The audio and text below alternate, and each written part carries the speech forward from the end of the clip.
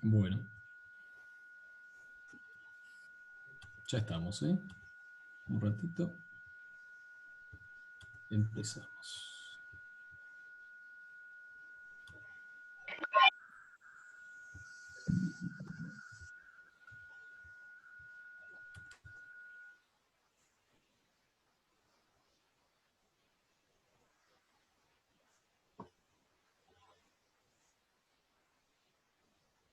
Eh, Vamos a arrancar así somos respetuosos con los que están en el horario.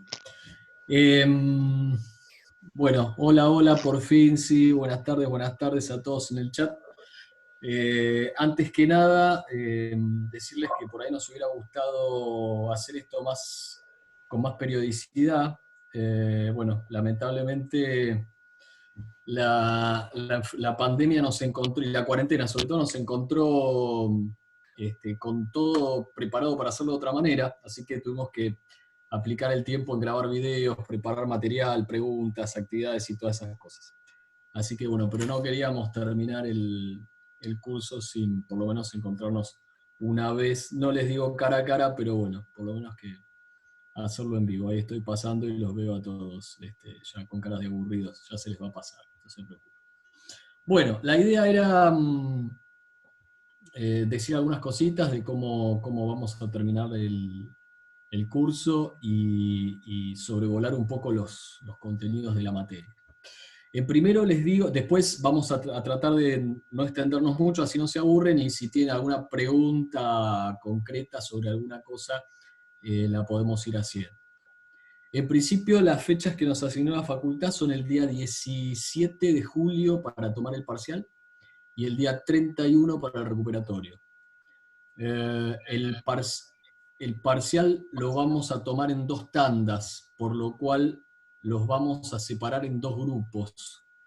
La gente que tenga apellido comprendido entre la A y la J, es decir, si me llamo Juárez, también estás en este grupo, va a rendir ahora 18, y aquellos cuyo apellido empieza con la letra K, no se me ocurre ningún ejemplo, y hasta la Z van a rendir a las 19, ¿está bien? Así que igual no se preocupen, voy a publicar otra vez una lista donde va a decir cada uno a qué hora rinde. En teoría van a ver solamente el examen a la hora que les toca, así que si les toca a las 19 y entran a las 18, pues los mata la ansiedad, no lo van a ver, o no van a poder entrar. El examen va a tener tres partes, creo que esto es lo que más les preocupa, por eso lo cuento ahora, si alguno después se aburre y tiene algo más interesante que hacer, se va, no pasa nada. El examen va a tener tres partes, vamos a hacer una primera parte que van a ser preguntas del estilo de las que ya tuvieron en las actividades. El tiempo estimado va a ser de 1 minuto por pregunta, más o menos, o sea que para contestar, es decir, voy a poder ponerme a buscar en el material donde no te va a dar el tiempo, o sea que la idea es que lo tengan más o menos visto. No esperen nada extraño, no va a haber, va a ser similar a lo que hay. Después vamos a hacer unas 3 preguntitas más, 3 o 4, vamos a ver, que tienen que ver con pensar un poco, también de multiple choice, pero pensar un poco. El otro día alguien me preguntaba, ¿va a haber que sacar cuentas? No, cuentas no. Por ahí hay un número que tengo que elegir, este o aquel, el más alto, el más bajo, en este sentido de razonamiento, ¿está bien? Si subió, elijo más alto, si bajó, elijo el más bajo. ¿Se entiende, no? ¿Estamos bien? ¿Sí? Y una tercera parte que va a ser de tipo ensayo, una tercera pregunta donde yo les preguntaré qué le parece tal cosa, y en un pedacito chiquitito tendrán que escribir una opinión, una respuesta razonada, pero abierta, digamos. No hay una respuesta correcta para eso. Quiero ver ahí qué ponen, nada más, y evaluar si de lo que aprendieron tienen la capacidad de aplicar algo para alguna cuestión particular. En eso va a consistir el examen, no mucho más. Con lo cual va a ser breve, va a ser corto. La idea es que en 50 minutos, no más que eso, esté listo. Básicamente similar al tiempo que tomamos en los exámenes presenciales. Nunca, en general, un examen lleva más de 1 hora de nociones de economía. No los queremos castigar mucho. Les recuerdo, por ahí estaría bueno si pueden hacer el esfuerzo por cargar el el número de legajo en el perfil. No me lo manden a mí, yo no lo puedo cargar. Si me lo mandan, está ahí. Me han mandado un montón, está ahí, quedó ahí. No puedo hacer mucho con eso, salvo de ir a buscarlo. Si alguno no lo encuentro después en la lista para pasarla. ¿Mm? Creo que la mayoría de los que... ¿Hay una extensión máxima requerida para la parte de desarrollo? Posiblemente sí, esté acotado a unos, no sé, 300 caracteres, pero la respuesta siempre, lo que les digo siempre, es la mejor, es la más concisa, la más corta y la más puntual. Lo vamos a hacer desde el campus al parcial, es así. Van a entrar ese día, esa hora, y van a ver ahí adelante de todo, vamos a tratar de ponerlo para que esté a la vista cada cosa. Yo cargué mi número de legajo en el perfil, pero no lo veo. No lo muestra, pero está. Deberías volver a entrar a opciones y ver que está cargado. Yo después cuando tiro los listados sale. Martínez. No sé tu nombre, pero quédate tranquilo. ¿Qué más me preguntaban por acá? Figura la descripción del perfil, dice Belén. Gracias, Belén. Algo les iba a decir y me olvidé. Estoy mayor y es por el Moodle el examen. Moodle Campus es lo mismo, ¿sí? La plataforma es esa. Va a haber 3 partes en el examen, por lo cual tengo que hacer una parte, apretar el clic de enviar, como enviaron los trabajos prácticos, volver al campus y entrar a la segunda parte, apretar el clic de enviar y ahí habilitar la tercera pregunta. Esto para los hinchas de River, cuando termino, mando la primera parte, después va el segundo cuestionario y al final va el tercero. Como ya va de suyo. Algún hincha de Boca pone cara de no me gustó el chiste. Bueno, tienen que enviarlo para habilitar la segunda parte. Si termino la primera, habilita la segunda. Termino la segunda y habilito la tercera. ¿Está bien? ¿Sí? En total van a tener el tiempo ahí más o menos designado. ¿Estamos hasta ahí? ¿Todos claros? Hagan así con el dedo. ¿Sí? ¿Todo bien? Bien. Muy bien, así me gusta, hacen caso. Bueno, a ver qué pasó acá. Vamos a ver qué preguntan. ¿Podrías subir la devolución del trabajo práctico 8? Podría, no lo hice, tenés razón. Espérenme anotar en un pizarrón que tengo acá. Trabajo práctico 8, devolución. Correcto. La nota es automática, la respuesta es no, porque la tercera pregunta la tengo que corregir, tengo que leer lo que ponen. Entonces no va a ser automática la nota. Así que va a haber que esperar un poquito. De cualquier manera, la idea es publicar una devolución a la pregunta de redacción y en las otras contarles, no les voy a poner la respuesta, pero es decir, si la respuesta que dieron estaba bien o mal, de modo similar a lo que hicimos con los trabajos prácticos. Después, si alguno necesita una revisión particular, bueno, nos veremos virtualmente, porque en vivo no podemos todavía. El mismo sistema que Derecho Político, no sé cuál fue el del sistema. Acá alguien dice, en Derecho Político pasó que falló el sistema y no podíamos ver cuánto nos habíamos extendido, por eso la duda. Bueno, ahí podríamos tener alguna cuestión. Tal vez, en virtud de que me decís que falló el sistema, lo que podamos hacer es pegar la primera parte y la segunda, dando más tiempo. ¿tá? Lo que sí va a pasar es que si hay una determinada duración en minutos, por ejemplo, para una parte la duración es de 20 minutos y tu turno era a las 18, si entras al examen 18:15, vas a tener 5 minutos, porque a las 18:20 se va a cortar. ¿Está bien? ¿Qué no queremos? Que haya free riders pululando por el examen y comentando cosas. ¿Está? La idea es que el examen está limitado. Tengan en cuenta que, por supuesto que esto parte de la buena fe. Suponemos que cada uno de ustedes estudia primero y le hacen el examen a ustedes y todo lo demás. Y creemos en la buena fe de la gente, por eso hacemos la universidad entre todos. Pero la idea es que no haya chances de demasiado comentario, de hacerlo de a 3, es decir, cada uno concentrado en lo suyo. Eso es lo que vamos a pedir. Los minutos corren los minutos, sí señor, estoy leyendo el chat al mismo tiempo.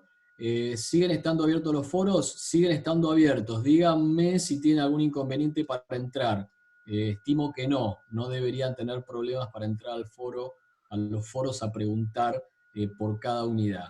Las fechas son el 17 y el 31, sí, el horario lo dije hace un rato, 18 y 19 horas según el grupo que tengas, ya lo vamos a volver a publicar.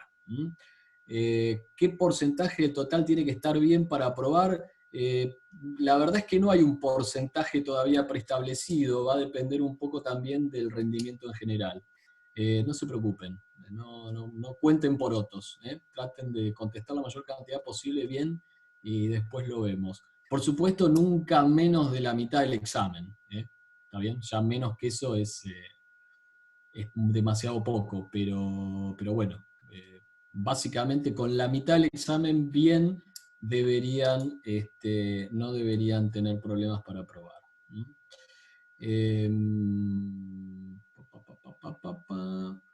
A ver.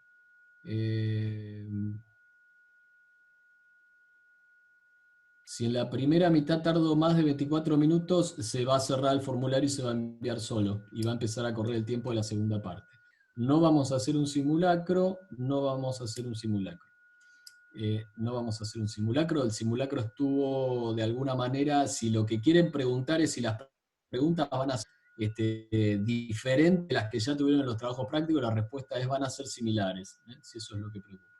El 31 sería vacaciones de invierno, no lo sé, es la fecha que me pasó la Secretaría de Coordinación. Hace 4 meses que estoy trabajando toda la semana, de lunes a lunes, no sé en qué día vivo, no sé cuándo son las vacaciones de invierno, la verdad es que no lo sé. Acá nos aclara María Jazmín que el cuatrimestre termina el 7 de agosto, así que no van a ser vacaciones de invierno. ¿Las preguntas saltan todas juntas? No, las preguntas no van a saltar todas juntas. Me parece que lo mejor que vamos a hacer es... hay 8 unidades. En la primera parte van a ser 3 preguntas por unidad y van a salir en bloques de A3 para que no se mareen. Las primeras 3 son de la unidad 1, las segundas 3 son de la unidad 2. No lo puedo hacer más fácil. Y sí van a poder volver para atrás. Eso de que lo que pasó quedó, no. Tal cual estaba como en el campus, como en los ATP, van a poder volver para atrás a mirar. ¿De qué manera se promedia la nota final? Veremos, veremos. Eso todavía no está definido. Tengan en cuenta eso. El parcial es el 17. Si leen bien, la primera publicación decía fecha tentativa, la segunda publicación dice fecha confirmada. El 17 es el examen parcial. Un grupo de la A a la J, lo vuelvo a repetir, para los que entraron tarde, a las 18, y los apellidos K a Z a las 19, para reducir el riesgo de que colapse el campus y tengamos un inconveniente. ¿Está bien? ¿Está? ¿Se entendió hasta ahí? ¿Todos de acuerdo? ¿Sí? Bueno, vamos a ver si hacemos algo más útil que hablar del examen. Las notas estarán aproximadamente cuando estén, María Jazmín. Calculo yo que, bueno, tenemos 15 días, así que en una semana deberían estar. ¿Está bien? En el examen se tienen en cuenta los trabajos prácticos. Bueno, como les dije la otra vez, no es una condición, pero si alguno viene medio flojo y los trabajos en el examen, ¿no? Si está medio en el borde y los trabajos prácticos estaban todos bien, bueno, pues entonces tendremos alguna consideración especial. Y si fue un desastre y aprobé raspando los trabajos prácticos, ¿eso me juega en contra? No, si tenés el examen perfecto, tenés un 10. ¿Qué problema tenés? ¿Estamos bien? ¿Se entiende? Alguien me pregunta, quería saber de las variables. iPhone me pregunta, ¿qué variables? No te entiendo, iPhone. iPhone, ¿quién sos? Hablá o Profe, ¿le puedo escribí. hacer una pregunta? Sí, dale. Que quizás ya lo haya dicho, pero no lo escuché. A ¿Las ver. 24 preguntas son multiple choice? Multiple choice. Ah, Sí. bueno. Gráficos no va a haber.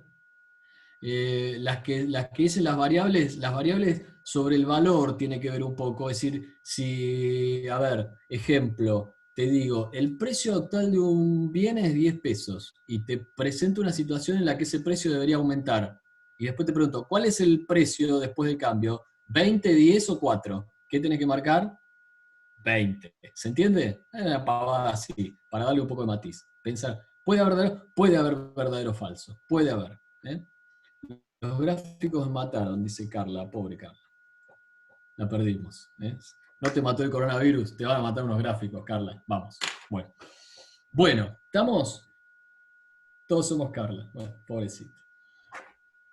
Bueno, damas y caballeros, ¿estamos hasta acá? ¿Quieres saber sobre el multiplicador, María? Está bien. Bueno, si les parece, vamos a hacer lo siguiente. Vamos a hacer una especie de sobrevuelo por los distintos temas de la materia en orden, por unidad del programa, si les parece. Y si no les parece, también. Y lo que podemos hacer es hacer algunas preguntitas. Esa mío se cuelga un poco, soy un poco colgado, a veces sí, reconozco.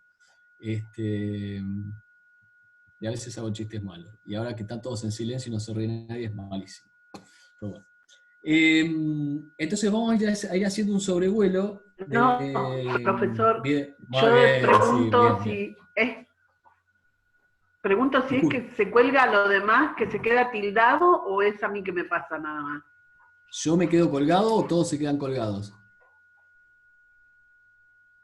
Acá Ivana se quedó con Sí, el le pregunto a dedito. todos si les pasa lo mismo o me pasa a mí nada más. No, te debe pasar a vos nomás. Por ahí cortá el video a ver qué pasa. El tuyo. Si vos cortás el video, capaz que dejás de subir y eso te facilita la bajada. ¿Está bien? Si querés cortar el video mío también, total, para la cara que tenés, que tengo, no alegra mucho la pantalla. ¿Está? Bueno. Entonces, vamos a hacer hablar un poquito de cada unidad, así brevemente. Y gracias, Rocío. Y Rocío, te veo ahí con una foto que estaba quieta y me da impresión. Pero bueno. Vamos a ir hablando de cada unidad un poquito y si quieren hacen algunas preguntas de cada unidad. ¿Está bien? De la Profe, K a la pero Z estoy es... acá. Ah, bueno, sí, bien, bárbaro, bárbaro. Ahí No, están profe, todos en haciendo. serio, tiene un montón de recomendaciones de cómo dan las clases y es una lástima que no pudimos hacerla presencial, porque los Bueno, gráficos yo calculo que no fue, a mí me costaron por eso, por leerlo de un texto nomás. puede ser, igual tenías el PowerPoint que se movían las curvas, ¿eh? Pero ahora vamos a hablar un poquitito de eso.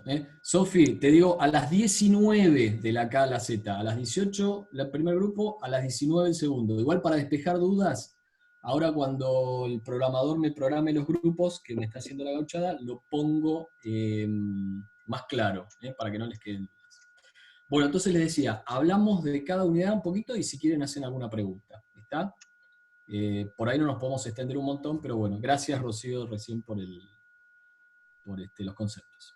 Bueno, habrán visto que la primera unidad es como toda unidad 1 de cada materia introductoria y es de lo más aburrido que hay, sobre todo porque en realidad te estoy hablando de lo que todavía no sabes y te hablo de una materia que desconoces, con lo cual todo lo que te pueda decir queda medio en el aire. Pero ahora que ya vino la materia, un poco mejor lo podemos entender y lo podemos llevar. Bueno, básicamente habrán visto que cuando hablamos de economía, las primeras cosas de las que hablamos es de dos ideas básicas, ¿no es cierto? Yo voy a ver si puedo habilitar algo acá para ir escribiendo un poquitito mientras hablo. Espérate a ver si puedo compartir el coso. No puedo compartir nada porque no soy el anfitrión. Si el anfitrión me Ahí le doy para pudiera... compartir la pantalla Dale, entonces, profe. por favor, muy amable.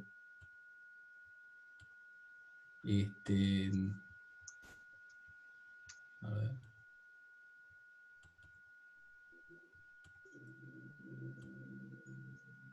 No tengo todavía la posibilidad.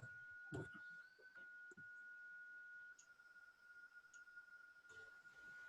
Ahí pruebe ahora. A ver. Ahí está. Vamos a compartir la pizarra. Igual yo tenía preparada acá una cosa que ha dejado de andar, maravilloso. Bueno, no va a poder ser. Igual la dejamos ahí por las dudas. Bueno, entonces una de las primeras cosas de las que hablamos cuando hablamos de economía fue de la escasez, ¿se acuerdan? Y otra de las cosas de las que hablamos fue el costo de oportunidad. Dos conceptos, dos ideas importantes. En realidad, lo que tenemos que tener en consideración es que la economía no es otra cosa que una ciencia, que es una ciencia social porque lo que hace es analizar comportamiento de las personas en un contexto de escasez. Es decir, tenemos escasez, pero tenemos un comportamiento asociado a esa escasez. Personas que de alguna manera deciden cómo distribuir lo que tienen, que es limitado, lo poco que tienen, entre múltiples cosas. Y cada decisión que tomamos en la vida tiene asociado un costo de oportunidad. Por ejemplo, hoy están acá unas cuantas personas, ¿no es cierto?, en esta clase.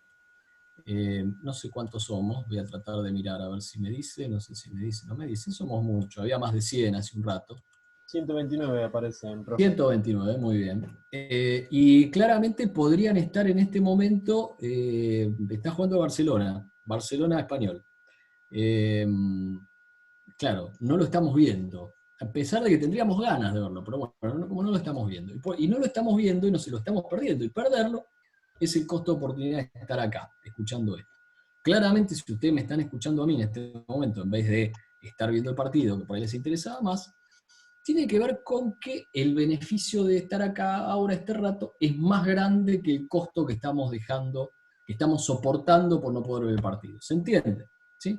Esa idea de costo, oportunidad y de escasez es fundamental. A menudo, lo que hacemos es observar el comportamiento de las personas de manera ideal para teorizar, y armamos modelos y suponemos, decimos, bueno, si las personas se comportaran de determinada manera, de forma consistente y de forma constante, entonces las conclusiones a las que llegaríamos serían unas conclusiones determinadas. Entonces digo, bueno, por ejemplo, más adelante, cuando hablamos de la demanda supone que los consumidores se comportan de una manera en particular. ¿De qué manera se comportan? De forma racional. ¿Y eso qué significa? Que buscan en todo momento maximizar la utilidad de los consumos que tienen. Entonces, vieron que hablamos de necesidades y de bienes para satisfacer esas necesidades. Y el grado de satisfacción de las necesidades le llamábamos utilidad. ¿Qué busca hacer entonces un consumidor? Sacar el máximo provecho posible de lo que hace, es decir, la máxima utilidad posible del consumo. Y a la conclusión a la que llegamos es que eso ocurre cuando toma las decisiones en determinado sentido y se comporta de determinada manera. Y eso implica que cuando los precios aumentan, el tipo compra menos, y cuando los precios caen, el tipo quiere comprar más. Ahora, eso no siempre pasa. A veces las personas se comportan diferente y aparecen sesgos en el comportamiento que hacen aparecer digamos, como poco racional, o por lo menos no con la racionalidad económica que planteamos.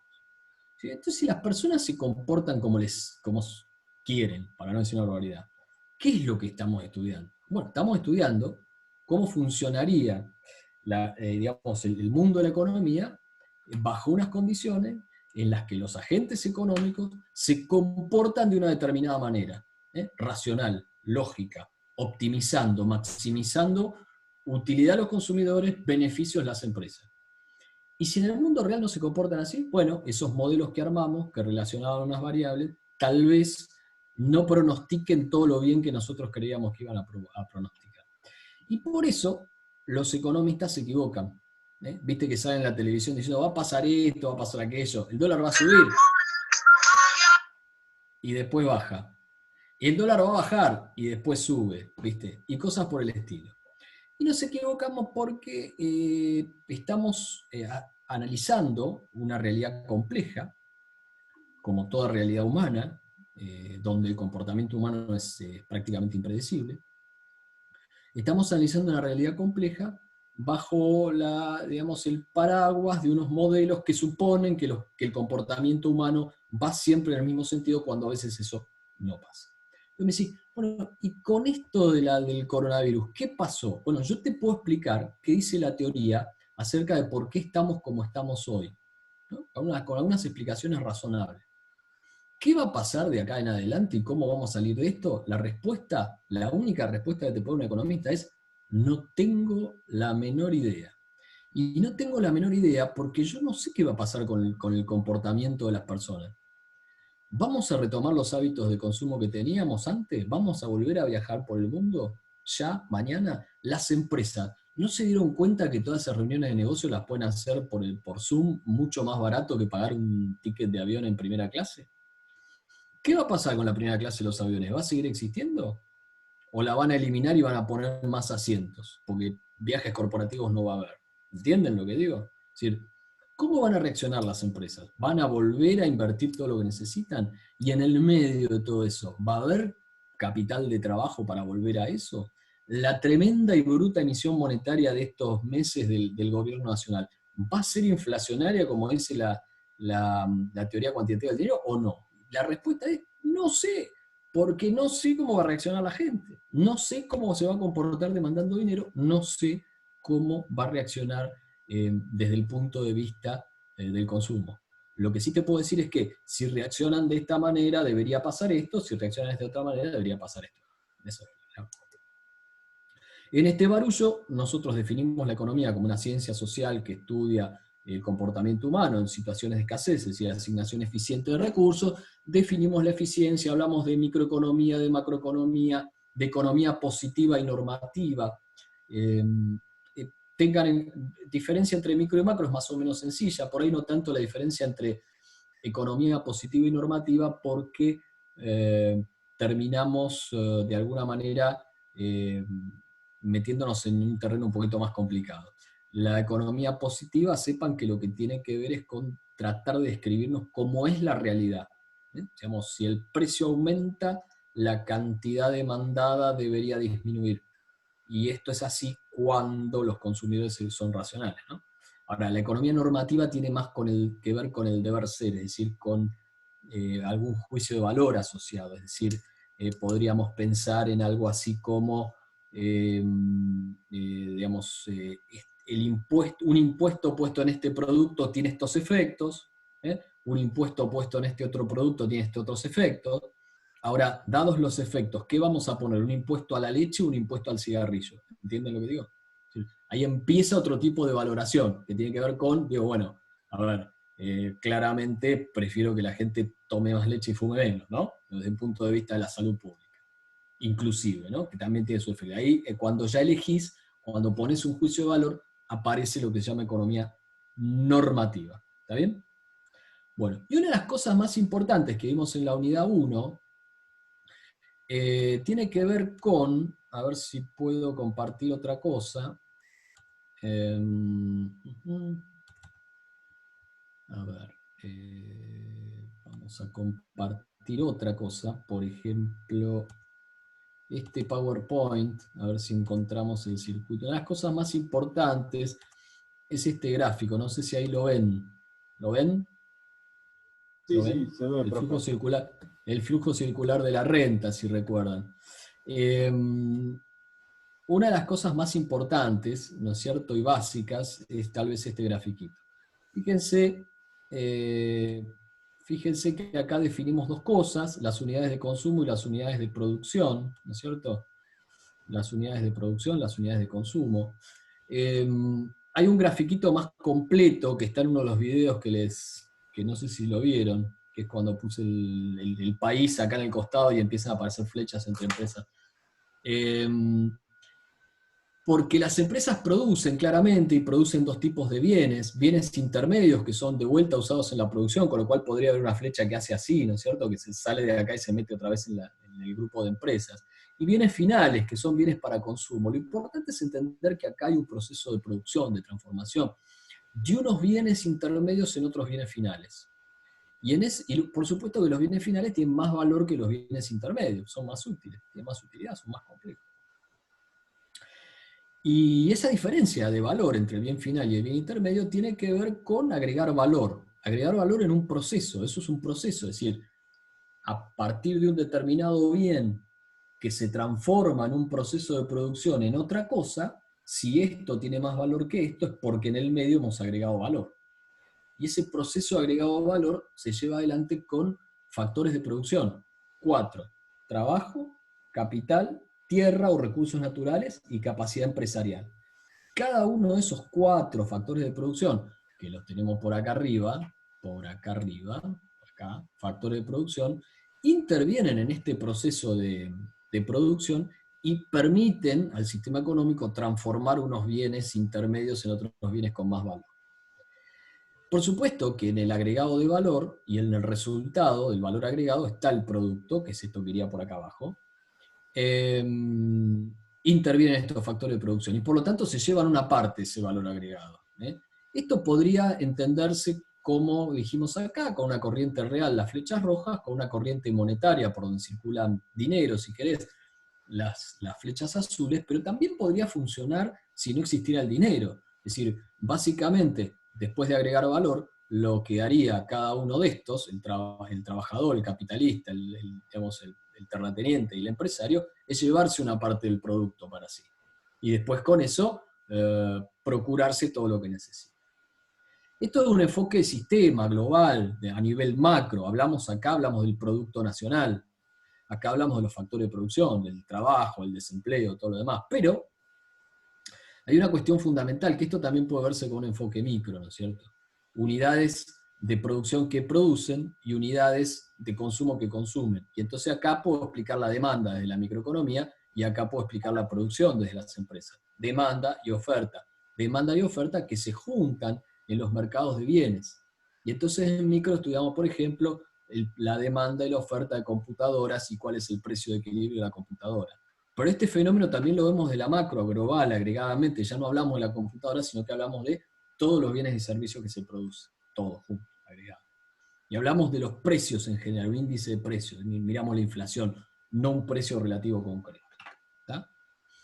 Es un poco la parte introductoria, muy sobrevolada.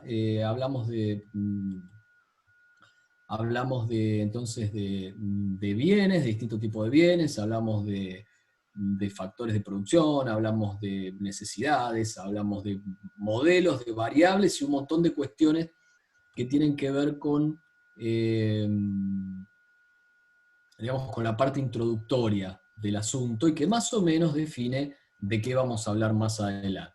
Yo creo que la unidad 1 no se presta mucho a dudas, no sé si tienen alguna consulta concreta y puntual por hacer, me dicen, es el momento tal vez. ¿Sí? ¿No hay preguntas? Hagan así con la cabecita los que veo. Rocío Giselle no, porque tiene su foto estática. Está claro, dice Belén, bueno, bárbaro. Entonces vamos por ahí a la segunda unidad, que me parece que es la que más se les complica tal vez. ¿Está bien? La segunda unidad es todo microeconomía. Es un bollo tal vez, pero creo que lo van a entender más o menos bien. Miren. ¿Qué hacemos cuando hablamos de microeconomía? Básicamente lo primero que hacemos es, hablamos de los agentes, pero individuales, de a uno. Lo que trato de hacer es meterme en la cabeza del consumidor, meterme en la cabeza de la persona que está decidiendo si va a comprar o no va a comprar y cuántas unidades va a comprar de esta lapicera. Pero de esta lapicera nada más. Y el tipo que más compra, y compra un montón de cosas. Así como compra lapicera, compra fibra para el pizarrón. Y compra celulares también. Pero me interesa la lapicera. ¿Qué pasa con la lapicera? Con la lapicera, ahora sí. Bueno, un consumidor cualquiera, digamos Juan Carlos, tendrá su demanda de lapiceras en función de sus necesidades. Es decir, si necesita mucho escribir, su demanda de lapicera será diferente de la mía, que escribo con la computadora. Y entonces, ¿qué significaría eso? Bueno, que por ejemplo Juan Carlos estaría más dispuesto a pagar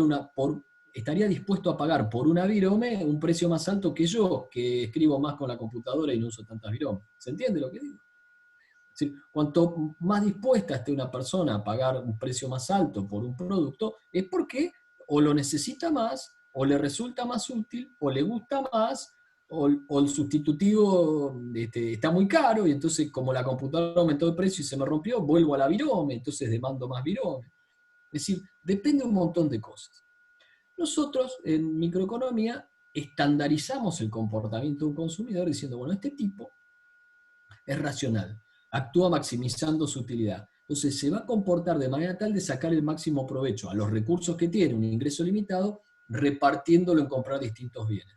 Entonces, detrás de cada unidad que va a comprar, detrás de la demanda de cada producto que va a comprar, el tipo suponemos que está maximizando. Suponemos que le está sacando el máximo provecho posible. ¿Estamos de acuerdo? ¿A qué? A lo que va a comprar. ¿Está? Pero lo que va a comprar, en lo que va a comprar va a resignar parte de su ingreso, un recurso escaso. Porque no solo tiene que comprar lapicera, sino que también tiene que comprar fibras para el pizarrón. Entonces va a tomar esta decisión teniendo en cuenta su ingreso, sus gustos, los precios de otros bienes sustitutivos, los precios de otros bienes complementarios, los precios de otros bienes también, si querés, y los gustos, es decir, ¿qué le gusta más? Roja, verde, amarilla. ¿Se entiende hasta acá?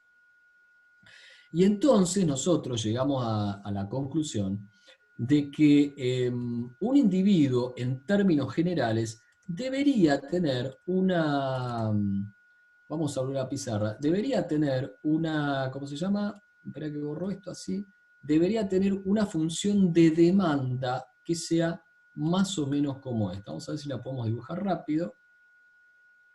¿Es esencial saber graficar esto?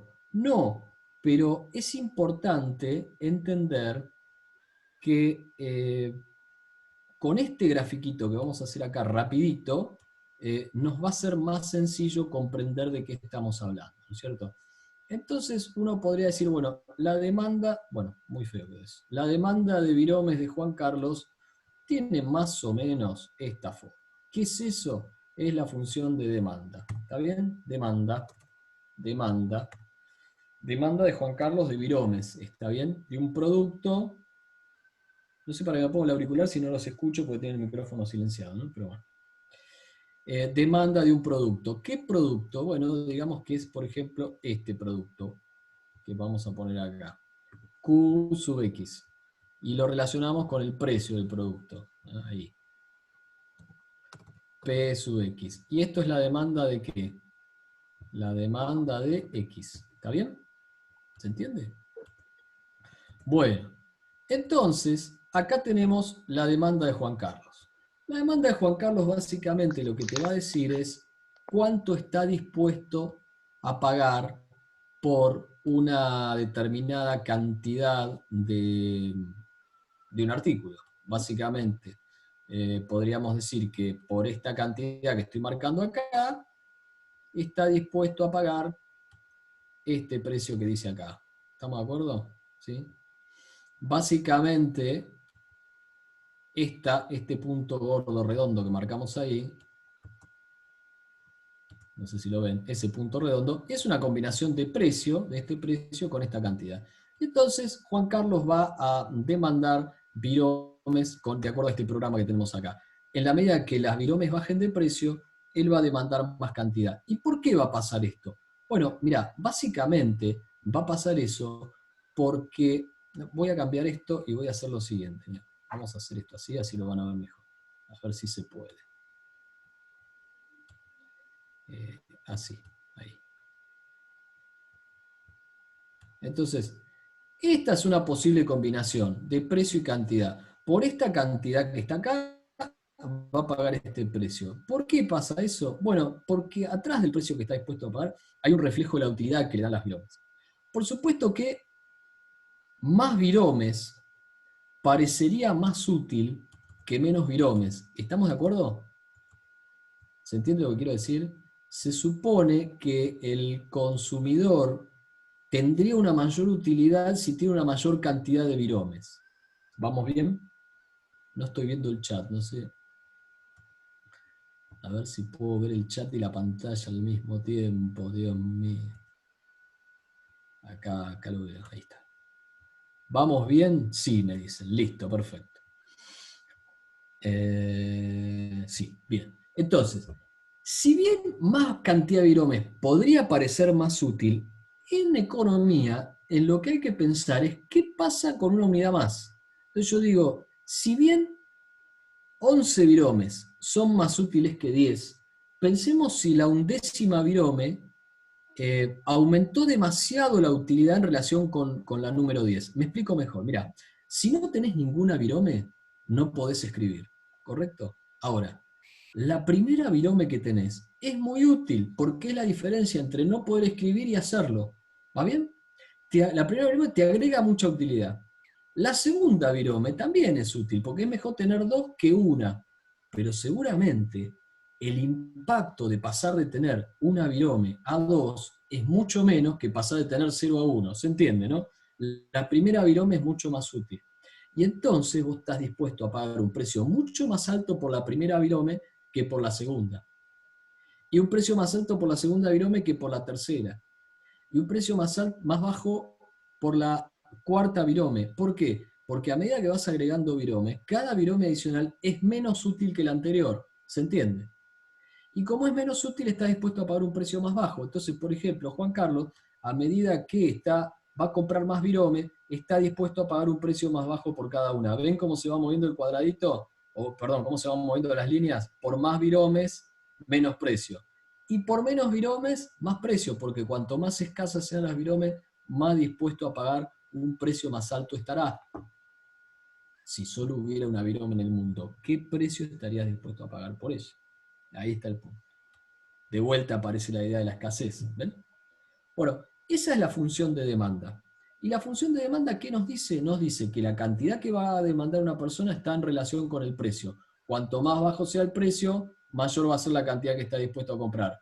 Cuanto más alto sea el precio, menor va a ser la cantidad que está dispuesto a comprar. ¿Y depende solo del precio la cantidad? No, también depende de otras cosas. Por ejemplo, el ingreso. ¿Y esto cómo es? Bueno, mira. Hasta lo que hicimos hasta acá, esto de decir, nos movemos por la misma curva de demanda, subiendo y bajando el precio, eso significa un cambio en la demanda. ¿Está? Si el precio cambia, la cantidad demandada cambia y nada más. Ahora, si cambia cualquier otra variable, el ingreso, los gustos o los precios de otros bienes, entonces la curva ya no se va a quedar donde está, sino que se va a desplazar, y eso es un cambio en la demanda. Por ejemplo, suponete que Juan Carlos estaba en este punto de acá. ¿Estamos bien? Pero ahora, aumenta el ingreso de Juan Carlos, y la virome es un bien normal. Por lo tanto, ¿qué va a pasar? Al mismo precio, como tiene un ingreso más alto, va a estar dispuesto a comprar más viromes. Quiere decir que la demanda va a estar ahí. ¿Se entiende lo que pasó? Se desplazó la demanda, hubo un cambio en la demanda. Y ahora Juan Carlos tiene una demanda diferente de la que tenía antes. ¿Por qué?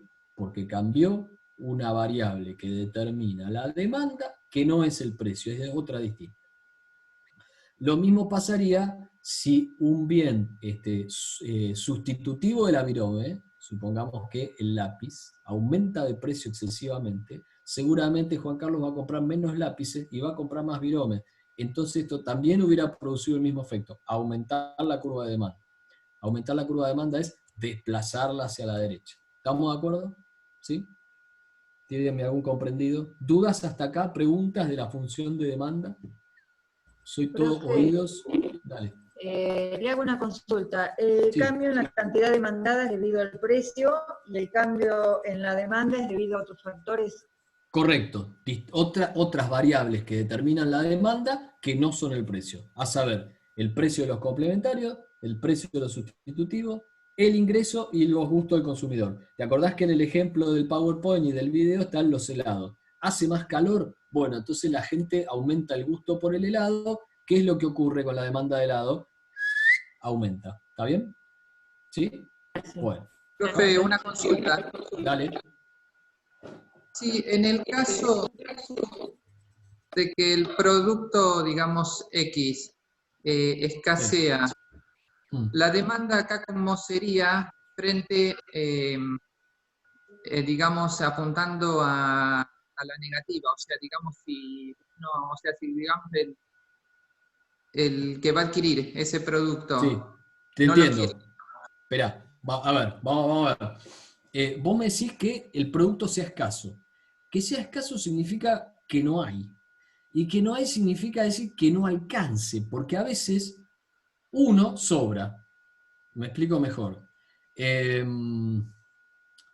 A ver, suponete que cayó, invitaste a alguien a comer, ¿no? Es decir, trae el postre. ¿Cuántos son? 40 en el asado. Que ahí ve un quincho grande, ¿viste? Son 40 en el asado. Está bueno ese quincho, o 40. Y el tipo cae con una tarta así, de este tamaño, para 40. A ver, que cortarla muy poquito. Bueno, pero ahora te agrego una cosa. La tarta es de dulce de pera y canela. Nadie va a querer. Es probable que sobre, ¿sí o no? ¿Sí? Bien. La escasez es también un concepto relativo, porque cuando vas a repartir, capaz que sobra. ¿Estamos de acuerdo? Entonces, cuando vos me decís que un producto es escaso, tengo que presumir esto. Mirá, vamos a agregar una rayita acá. Ya me meto en el mercado, ¿está? Y vamos a dibujar una función de oferta. ¿La ves? ¿La ves? Bueno, Sí, oferta y perfecto. demanda. Ahora analizo esto. ¿Este producto en este mercado es escaso? Y yo te diría que no, porque se han puesto de acuerdo en el precio y la cantidad ofrecida y demandada coinciden. Ahora, si la situación fuera esta, donde tenés esta cantidad ofrecida, ¿la ves?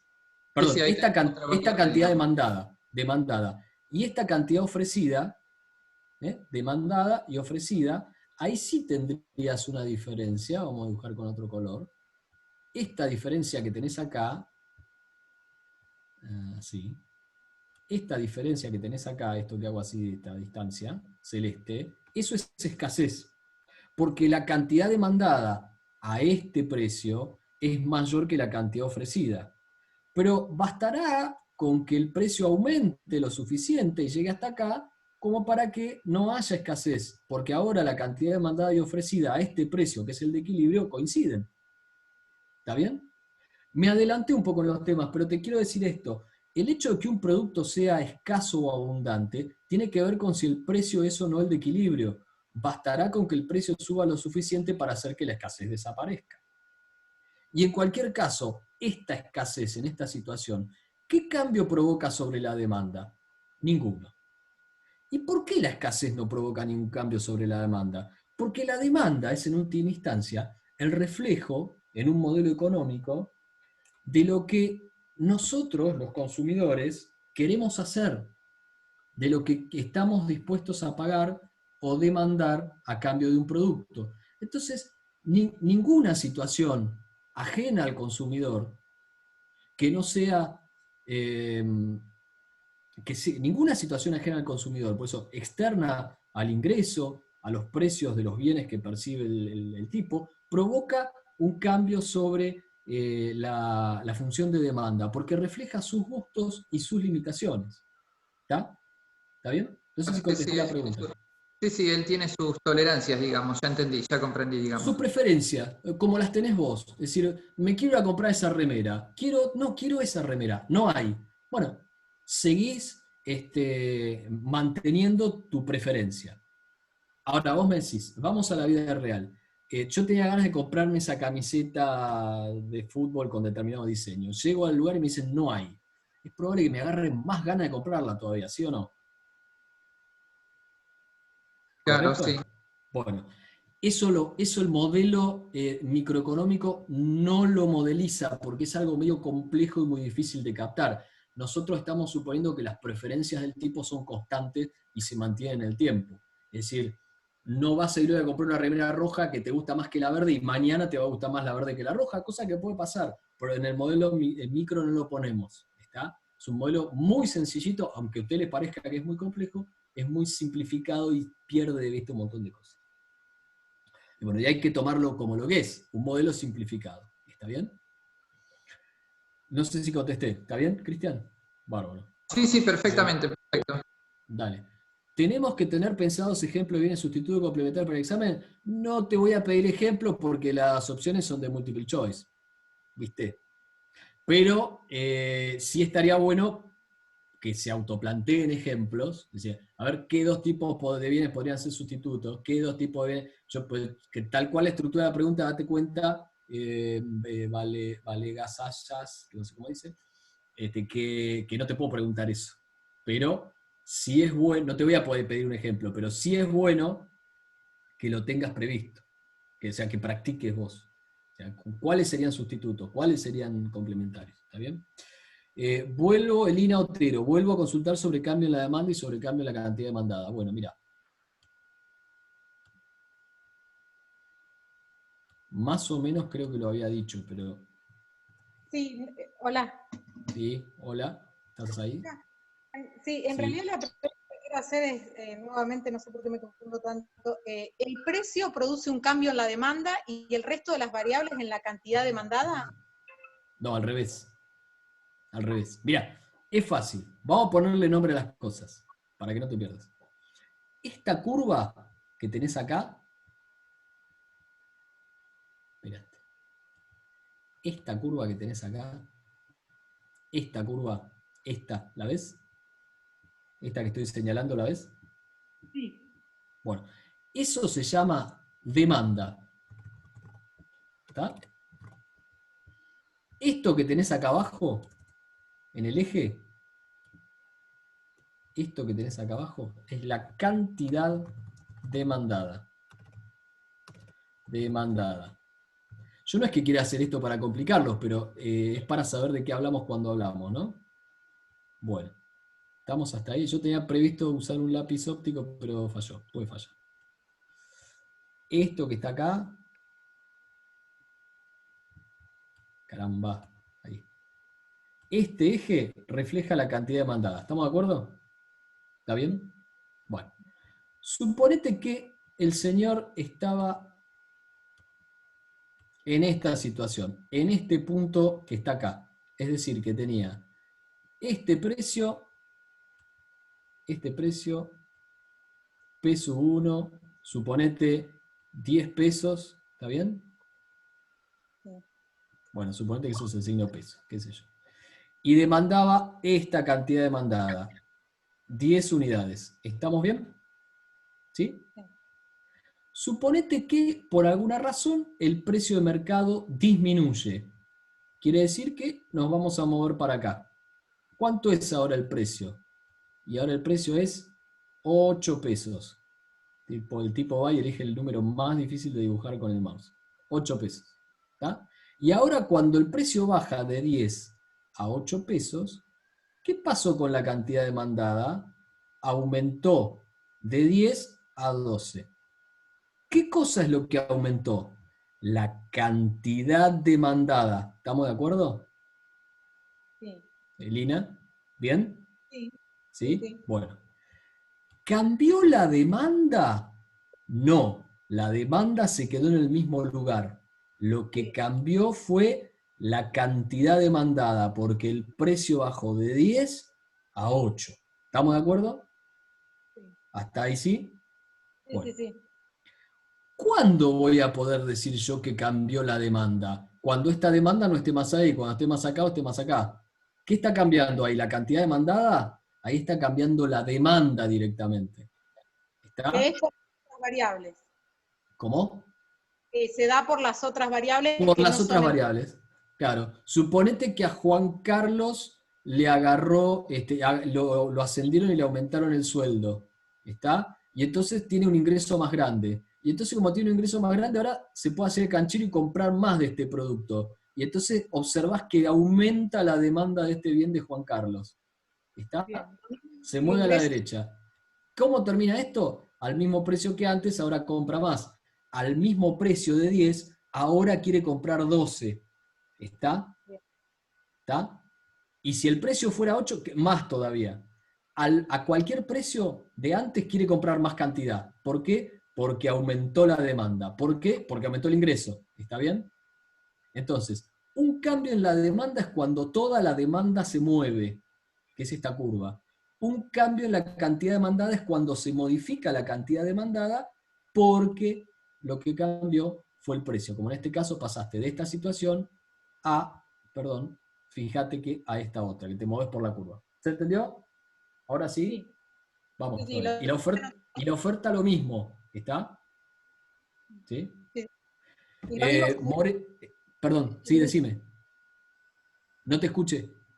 si De el vuelta. ingreso disminuyera, disminuye la demanda. Disminuye la demanda, si es un bien normal. Claro. ¿Está? Sí, Si es un bien inferior y el ingreso disminuye, aumenta la demanda. exacto. Listo. ¿Está? Porque te volviste más pobre, entonces comprás más de lo más barato, de lo más inferior, digamos, de lo menos Claro, mejor. perdón, ¿Está? yo acá justo lo que había recreado, digamos, en mi resumen, Sí. digamos en la ley de la demanda, entonces que si el precio baja, la cantidad demandada aumenta y viceversa. Por lo tanto, existe Correcto. una relación inversa entre las variables, bueno, en este caso yo las había enfocado como P y Q. Sí, precio y cantidad, está bien. Perfecto. Perfecto. Es así. A ver. Lo mismo si bajo sube el precio, lo mismo. Fíjate que acá estoy diciendo que al pasar de acá a acá hay un cambio en la demanda, en la cantidad demandada, perdón. Hay un aumento en la cantidad demandada. Y al pasar de acá a acá hay una disminución en la cantidad demandada. ¿Está bien? ¿Está? El alcohol en gel es un ejemplo de aumento de demanda. Perfecto. Es un ejemplo de aumento de la demanda. Y ya que estamos jugando con esto, te voy a jugar un poquito con esto. Viste que de golpe los periodistas se escandalizaron por el aumento en el precio del alcohol en gel. ¿Sí o no? Sí. ¡Ay, qué barbaridad! ¿Cómo meter? Bueno. Suponete que el alcohol en gel tenía un precio determinado, ¿no es cierto? Vamos a borrar un poquito acá. A ver, un poquito borramos acá. Tanto no. Ahí. Borramos un poquito de esto. Bueno. Suponete que esto es el mercado del alcohol en gel, ¿no? Perfecto. Entonces decís, bueno, el alcohol en gel tenía un precio de, suponete, 100 mangos, ¿cierto? Y la gente compraba una determinada cantidad de unidades de alcohol en gel de un paquete chiquitito de 500 centímetros cúbicos, digamos de, qué sé yo, uno. ¿Qué es ese uno? 1 millón de unidades. ¿Está? Vamos a ponerle 100 millones de unidades para que quede mejor. 100 millones de unidades. De golpe vino el bicho del coronavirus y a todos se nos dio por ponernos alcohol en gel en las manos. Era más fácil lavarse con agua y jabón, pero bueno, ¿viste? El alcohol en gel da como una cosa así glamorosa, ¿no? Otra cosa. Pues entonces aumenta la necesidad del alcohol en gel, porque todos nos queremos poner alcohol en gel en las manos, porque no nos queremos enfermar. ¿Qué es lo que pasó? ¿El alcohol en gel se volvió más útil? ¿Sí o no? Sí. ¿Por qué? Porque nuestra necesidad es más intensa de usar el alcohol en gel porque no nos queremos enfermar. Casi una hora. Como ahora el alcohol en gel es más útil porque nuestra necesidad de alcohol es más intensa, nuestra preferencia o nuestra necesidad de alcohol en gel es mayor, la demanda de alcohol en gel aumenta. Al aumentar la demanda de alcohol en gel, el alcohol en gel se vuelve escaso. ¿Y por qué las empresas no aumentan la oferta de alcohol en gel? Porque la oferta tiene unos determinantes que son muy claros, y uno de los determinantes es el costo de producción. Y el costo de producción de alcohol en gel no bajó. Sigue siendo el mismo. Entonces, como al precio de 100, ahora la demanda es más intensa y estos muchachos se les ocurre frotarse la mano con alcohol en gel y quieren 120 millones de unidades, 120 millones de unidades a 100 pesos no hay. Se ha vuelto escaso y el precio tiene que subir. ¿A cuánto? Y hasta acá arriba, hasta que la oferta y la demanda sean iguales. Por ejemplo, a 120 pesos. Entonces, mientras los periodistas gritan ¡qué barbaridad!, la cantidad ofrecida aumenta, y ante este aumento de la demanda que hace subir el precio, la cantidad demandada no va a ser esta, sino que va a ser finalmente la de equilibrio, es decir, digamos, 110 millones de unidades. ¿Se entendió? ¿Sí? El alcohol en gel es un ejemplo, no bajó ningún precio, no cambió el ingreso, pero hubo otro factor que provocó un aumento en la necesidad. Recordad que uno de los determinantes de la demanda es, digamos, que las necesidades o los gustos del consumidor, y eso está afectado por el contexto en este momento. ¿Cuáles eran los bienes inferiores? Nos pregunta Abril Ailén González. Aquellos cuya demanda disminuye cuando el ingreso aumenta.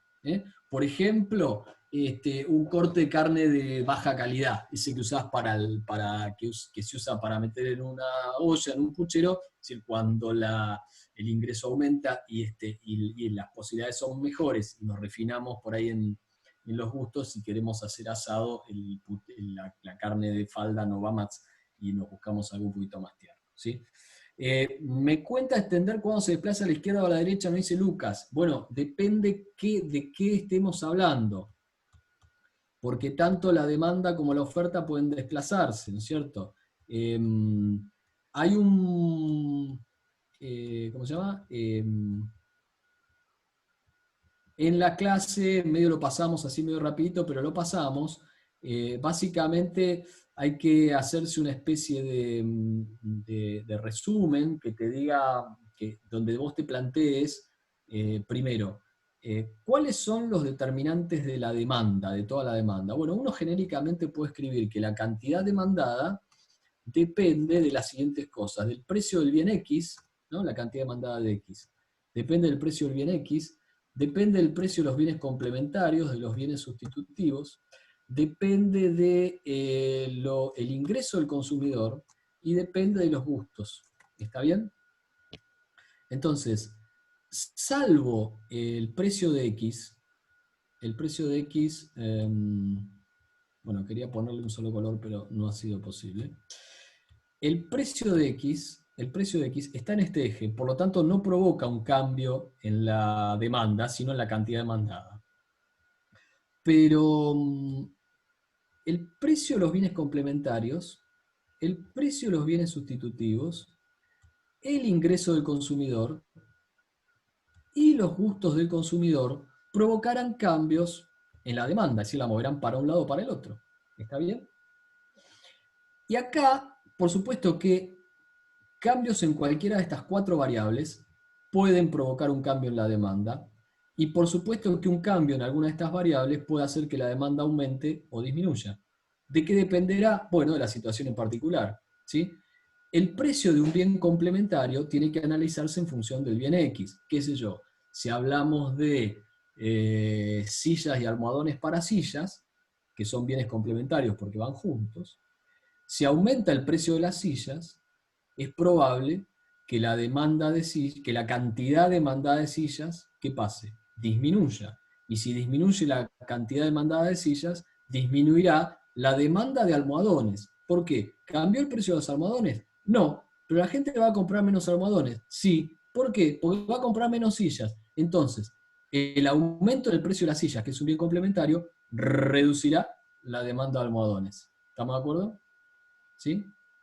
Si lo que aumenta es el precio de los banquitos, que es un bien sustituto de las sillas, entonces, si aumenta el precio de los banquitos, la cantidad demandada de banquitos va a disminuir, pero la gente sigue necesitando sentarse. Por lo tanto, va a aumentar la demanda de sillas. ¿Se entiende?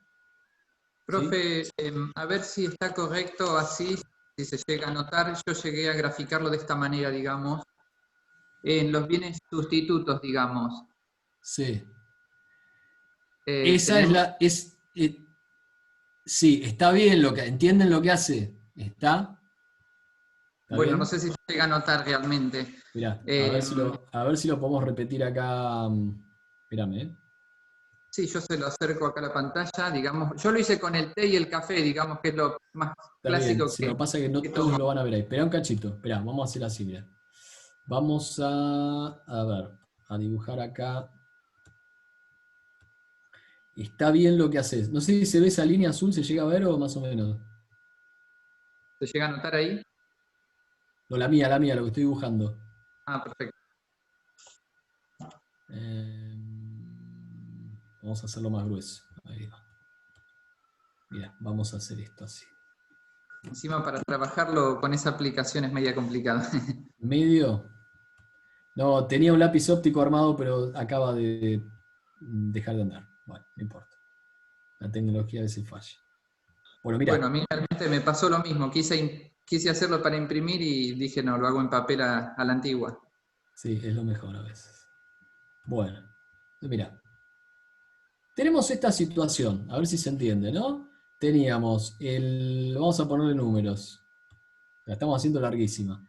Teníamos pero esto es lo más difícil, me parece, para ustedes. Teníamos el banquito que valía 100 pesos y la gente compraba 10 banquitos a 100 pesos. ¿Está bien? Ahora, el precio de los banquitos bajó a 90. ¿Está? Y a 90 pesos ahora la gente compra más banquitos, compra 12 banquitos. Y como compra más banquitos, compra más o menos sillas que antes. Menos. Entonces, ahí va. ¿Estamos? La baja en el precio de un bien sustitutivo, que hizo que aumentara la cantidad demandada de banquitos, redujo la demanda de sillas. ¿Estamos bien? ¿Sí? Bueno. ¿Qué pasaría si estos fueran los almohadones? Bueno, a ver, digamos, cambiemos. Esto es el mercado de sillas y esto es el mercado de almohadones. O sigamos con los banquitos, banquito.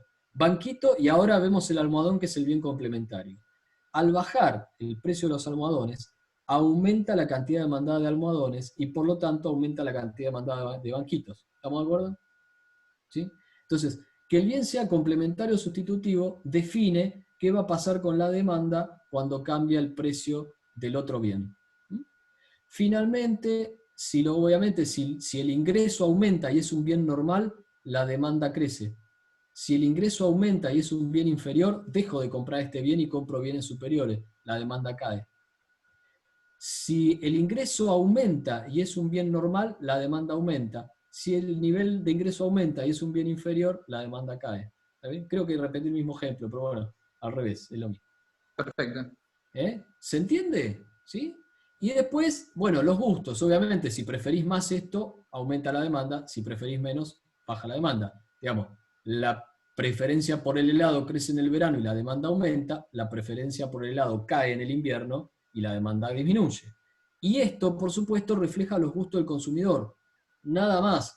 Para entender qué pasa en el mercado, hay que considerar la interacción con la función de oferta. Dado un equilibrio, si lo que ocurre es que aumenta la demanda, el precio de equilibrio va a subir. Si la demanda disminuye, el precio de equilibrio va a caer, ¿entienden? Si la oferta disminuye, el precio de equilibrio, perdón, si la oferta aumenta, acá lo que está haciendo está aumentando, ¿está bien? Ojo con esto, ¿está? Si la oferta que estaba acá aumenta, se ofrece más cantidad a los mismos precios, el precio tiende a bajar. Es lógica, entiendan. Si aumenta la oferta de algo y hay más, debe volverse más barato, tiene que bajar de precio. ¿Tá? Y si la oferta se redujera, entonces el precio de equilibrio tiende a aumentar. ¿Está bien? A ver un poquito de preguntas. Me cuesta entender cuando se desplaza de izquierda a derecha, creo que más o menos lo explicamos. Me fue mal en el tema de elasticidad. Bueno, la elasticidad es un coeficiente que lo que hace es medir el cambio porcentual en la cantidad demandada o ofrecida ante un cambio en el precio, pero medido en porcentaje. Es decir, para ver si la cantidad ofrecida o demandada reacciona más que proporcionalmente que el precio, entonces es elástica, o menos que proporcionalmente que el precio, y entonces es inelástica. Básicamente no dice mucho más que eso, elasticidad, no elasticidad. Karen dice, el precio no desplaza, produce movimientos sobre la curva, te agrego. Cristian, pará, dice Rocío, pará, Cristian. Vamos a hacerle caso porque las chicas siempre tienen razón, eso anda sabiéndolo. ¿Cuál sería la diferencia entre demanda y cantidad demandada? No en el gráfico, sino en la teoría. Es eso, la demanda es la función. Precisamente lo puse en el gráfico para que lo vieran, pero la demanda es la función, la cantidad demandada es una variable. ¿Está bien? Una variable que puede cambiar de valor, como toda variable. La función es la función. ¿Se entendió? Función de demanda que dice qué cantidad se demanda en función del precio y otras variables. La demanda agregada, espérame, en un ratito lo vamos a explicar. Si me tenés un poquito de paciencia, Jazmín, no te olvides. Bueno, Martínez dice que gracias. No sé, supongo que entendió lo que habíamos preguntado. Martínez. Qué rico un cafecito de Martínez. Bueno, ¿qué más? Fíjense que la unidad 2, está orientada a explicarnos cómo funciona el mercado. Es importante entender cómo funciona un mercado porque en un sistema capitalista es el mecanismo de asignación que tenemos. Es decir, recuerden cuando leyeron algo del sistema económico, de qué producir, cuánto producir y para quién producir.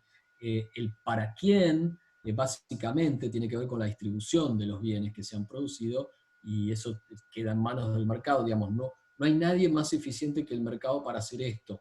Piensen ustedes que si no, tendría que haber un burócrata que defina qué nos asignan a cada uno de cada bien.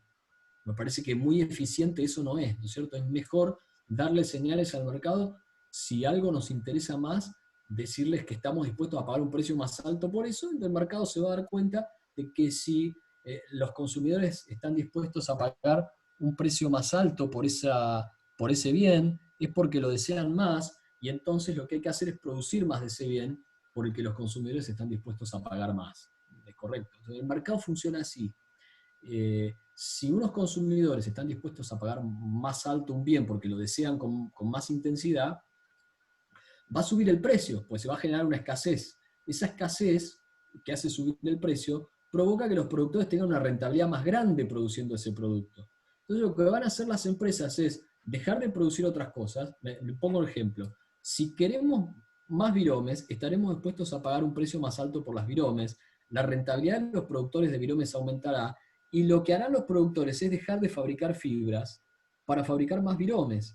Automáticamente destinarán más recursos a fabricar viromes porque dejarán de fabricar fibras, o sea, más trabajadores haciendo virome, más capital haciendo virome, más máquinas haciendo virome, más recursos haciendo virome y menos haciendo fibra. Por lo tanto, ¿qué va a pasar? Aquellos trabajadores que saben hacer virome van a empezar a ser más buscados, van a tener un sueldo más alto, y aquellos que hacen fibras tendrán un sueldo cada vez más bajo. Entonces, los trabajadores empezarán a especializar en producir virome, no fibra, porque ganan más, ¿entienden? Finalmente, la sociedad se habrá reconvertido y habrá dejado de producir algunas fibras para producir más virome, que es lo que la sociedad quería. Y en el medio, la producción aumentada de virome hará que el precio vuelva a bajar a niveles normales, pero en el transcurso del camino, un montón de recursos que se dedicaban a producir algo que la sociedad ya no quería, se han dedicado a producir cosas que la sociedad está reclamando. No hay nada más democrático que el capitalismo, en última instancia. Perdón que venga con este mensaje si alguno no está de acuerdo, pero es así. Es miles de personas cada día, millones de personas cada día, votando qué es lo que quieren. ¿Quieren iPhone? El mundo produce iPhone. ¿Está bien? ¿No quieren más BlackBerry? El mundo deja de producir BlackBerry. Imagínense un burócrata insistiendo con que la gente debe usar BlackBerry porque hace a los intereses nacionales y qué sé yo cuántas cosas. Bueno, me fui un poco del tema. De eso hablamos cuando hablamos. El mercado es importante entender cómo funciona. Recuerden siempre que estamos describiendo en esta unidad un mercado de competencia perfecta. ¿Hay mercados de competencia perfecta en la vida real? No. ¿Y entonces para qué nos enseña esto? Porque así funciona un mercado perfecto, y por aproximación, cuando hay fallas de mercado y el mercado no es perfecto, empieza a dejar de funcionar así, pero sigue con las mismas reglas y bastante parecido. Entonces, es bueno tener en claro cómo funciona un mercado de competencia perfecta para analizar después los desvíos que pudiera haber respecto de cualquier fallo de mercado, como concentración de poder de mercado del lado de la demanda, del lado de la oferta, ineficiencias por externalidades o cosas así que están en una unidad que viene más adelante. Profesor, ¿puedo hacerle Sí. una consulta? Dale. El tema del ingreso marginal tiene que ver con esto que dice usted de la virome, la producción en De cantidad. alguna, sí, de alguna manera sí, pero no se compliquen con la idea del ingreso marginal. ¿Está bien? Eso déjalo para más adelante, por gusto y placer, pero no nos compliquemos con esa idea porque nos metemos en un berenjenal. Yo te lo explico si querés, pero por ahí no es el momento y vamos a hacer ruido a los demás. O sea, no hay que saber ingreso marginal para aprobar el examen. Listo. ¿Está? Después, si te interesa, seguimos, ningún problema. ¿Está? Gracias. De nada.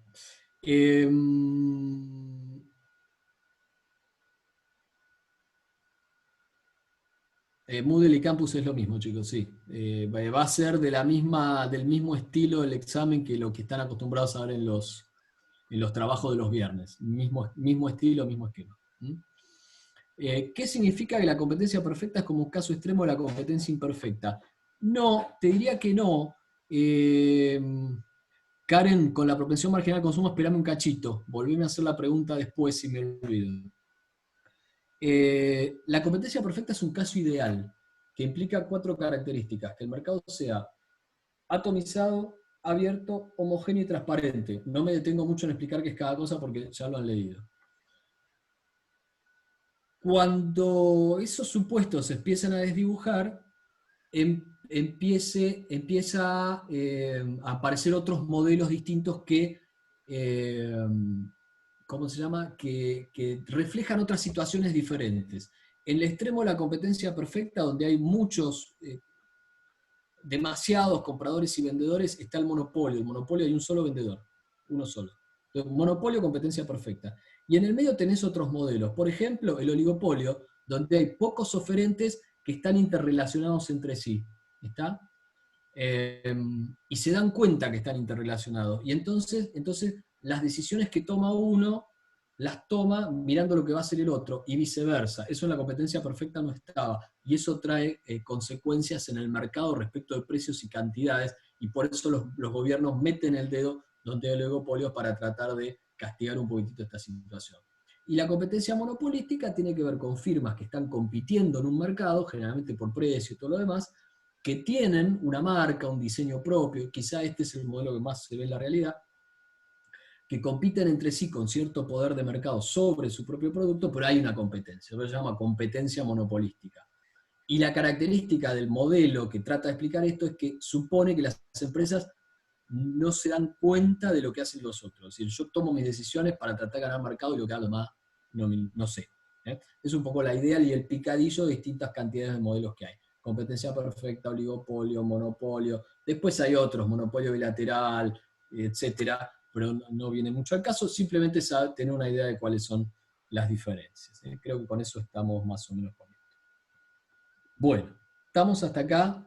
¿Alguna cosa más de la parte de micro? Tengan muy presente esto. ¿Ahí están viendo una demanda o es una oferta para ustedes?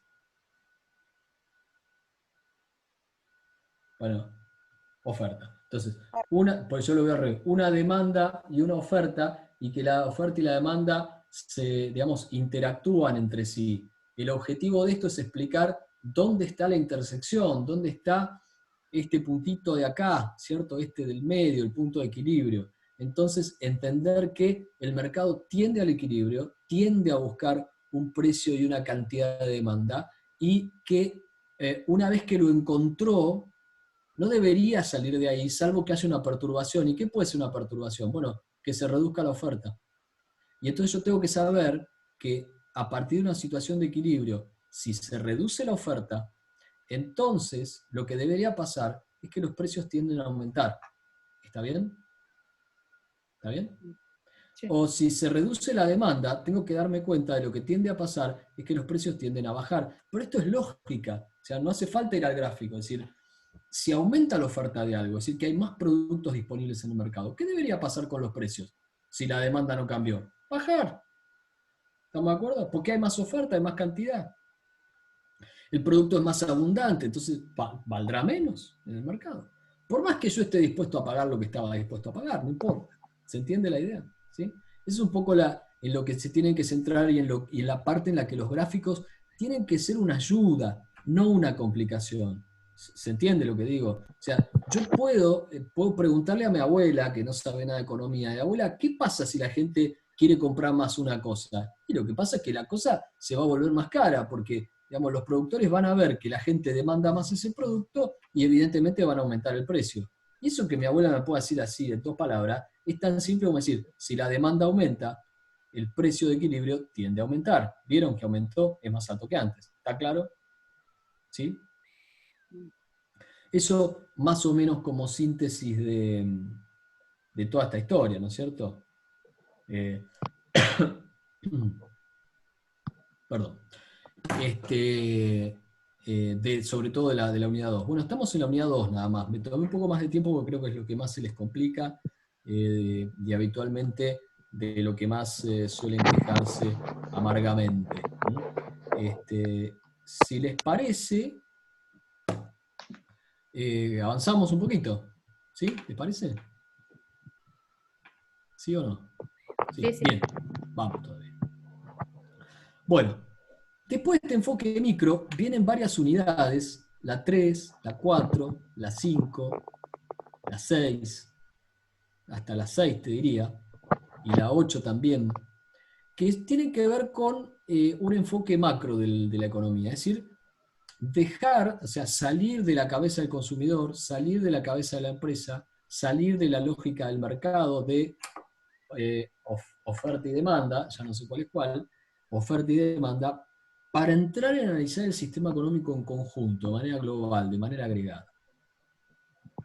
Y entonces la primera forma de ver esto es explicarles a ustedes el tema de cuentas nacionales. Lo que hacen cuentas nacionales es describir de alguna manera cómo se hace, al menos desde la teoría, para medir todo esto, ¿qué pasó? Alguien se cayó.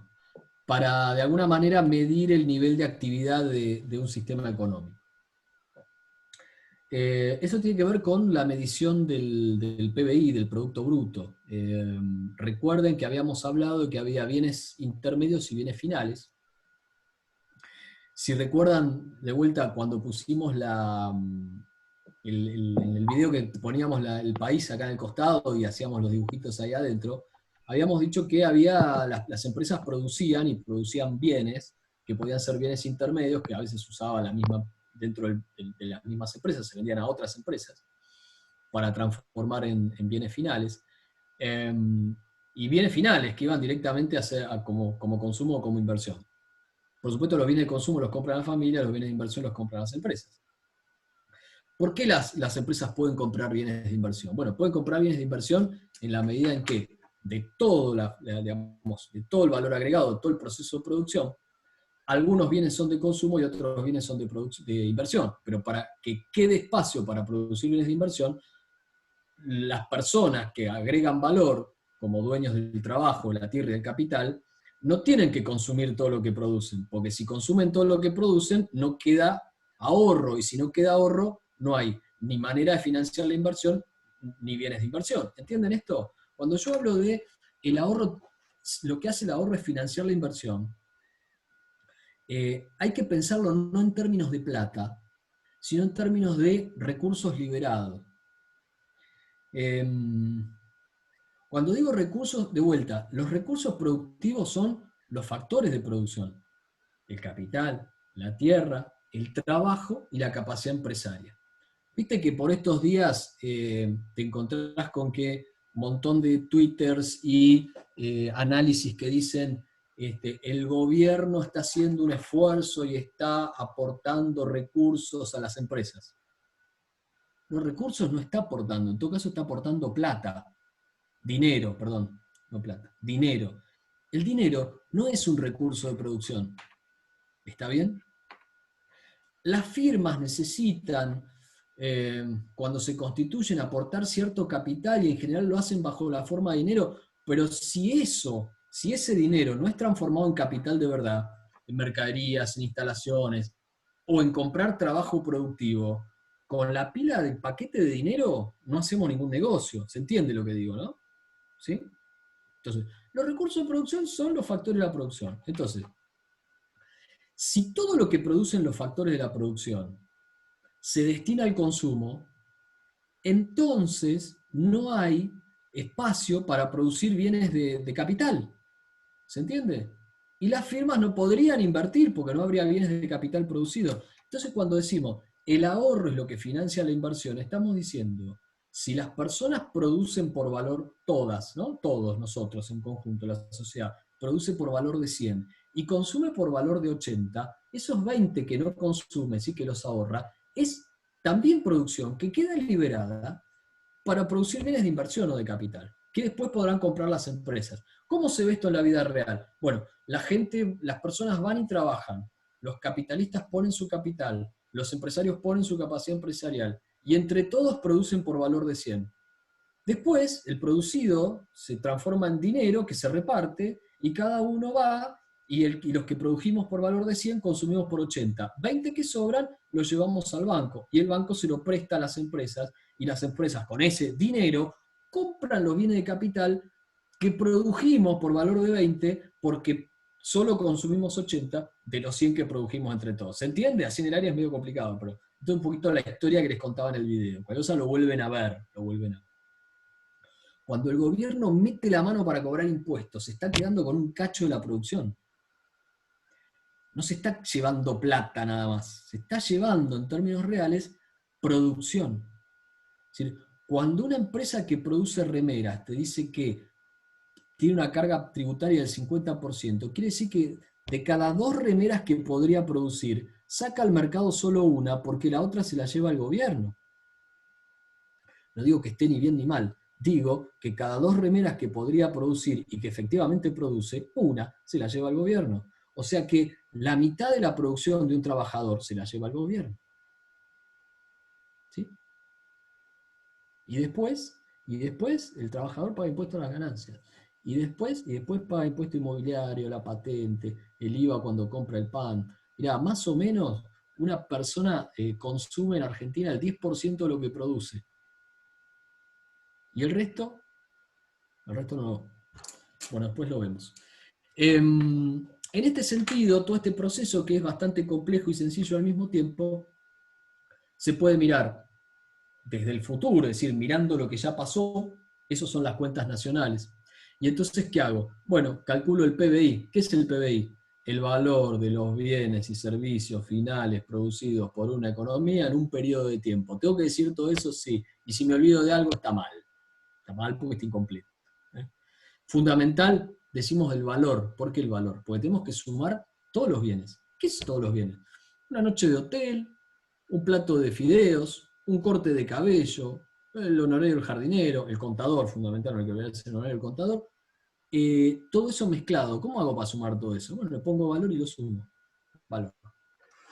Y la única manera de sumar todo eso junto, que es tan distinto, es ponerle valor a las cosas.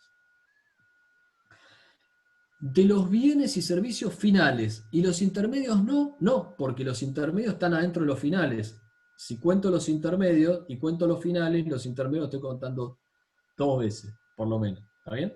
Pero los intermedios no los cuento los finales. Producidos por una economía en un periodo de tiempo, porque tengo que acotar esa producción geográficamente, es decir, espacialmente, una economía, que es un país, por ejemplo. También se puede calcular lo que se llama Producto Bruto Geográfico, por ejemplo, de un partido, de una provincia, lo que sea. Producido por un país o por una región, por una economía más genéricamente, en un periodo de tiempo. Tengo que acotarlo también temporalmente porque estoy hablando de flujo.